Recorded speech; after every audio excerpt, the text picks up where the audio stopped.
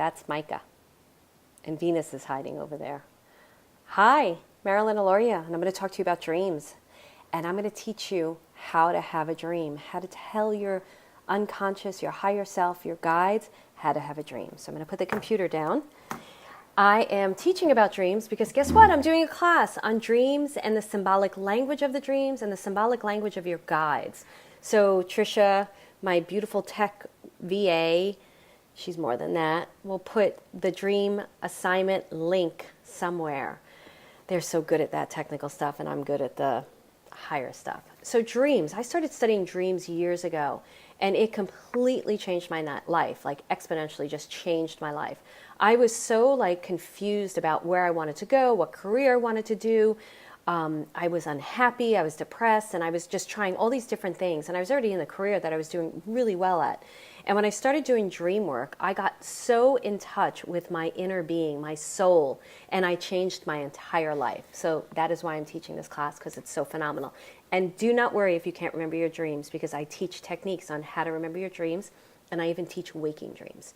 So for this particular video, I'm going to give you a dream assignment, and then you're going to come back to video part 2, and you're going to learn a bit on how to interpret your dreams. Okay, so what you want to do, I'm going to get all cozy for this, is you want to have a notebook, a pen, and you want to write a letter to either your higher self, your guides, your angels, maybe you have a name for them.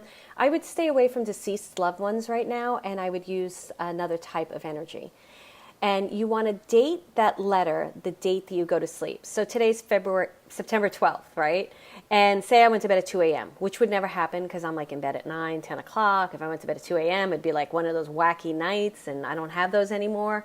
But if I went to bed at 2 a.m. on September 12th, I would still date the page September 12th, not September 13th, even though we're already into that time, because I'm ending my day on September 12th. So I date the page September 12th, 2016. Now, there is a specific formulated letter, but you'd have to take the class for me to teach you that part. But for those of you who can't take the class, I want to teach you something else. You're going to write a letter to either your guides, your higher self, your inner self, whatever speaks to you. Now, normally in the beginning of the letter, when you write dear my guides from the highest light, say that's what you said, dear my guides from the highest light. The D, the M, every word that would be capital except an and or a but or a the. So it would be dear, the D would be capital, my, M would be capital, guides, G would be capital, from, F wouldn't be capital, the highest light, the T wouldn't, but the high, H, and the light would be capitalized. And then you can write just anything you want to write. Say you're why am I struggling with romance, or why am I struggling with finance, or should I move? Tell me what you want me to do, and you can write whatever you want. And one of the things that you can end the letter with is, so I can come closer to you in a healthy and healing way.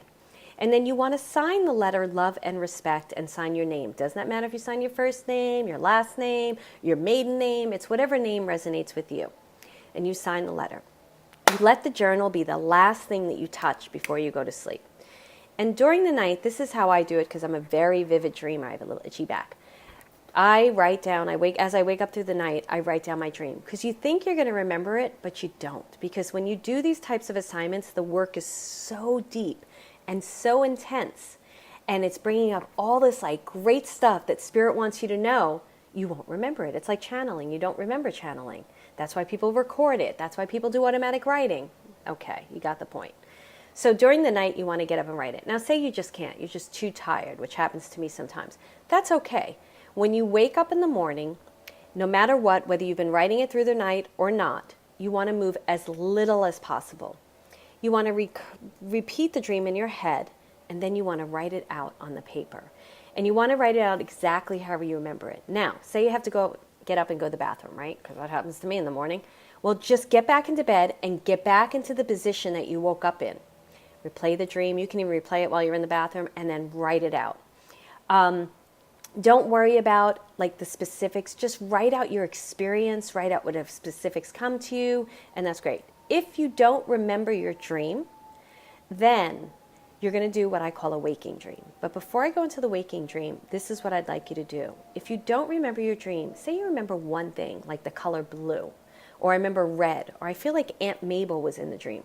Just write that word down. If you do that every night for 3 weeks, you're going to start remembering your dream. most importantly, if you write down how you feel when you wake up, you're going to start remembering your dream, and you're going to realize that there's an association from the dream state to the wake state, and the emotions are trying to tell you something, okay? So you can write down how you feel. So if you don't remember your dream, you want to go out in your day and you want to record what we call a waking dream. So that's everything that happens to you during the day. I went to Gelson's, I ordered a turkey club, I then met Mark and we had coffee. He pissed me off when he said so-and-so.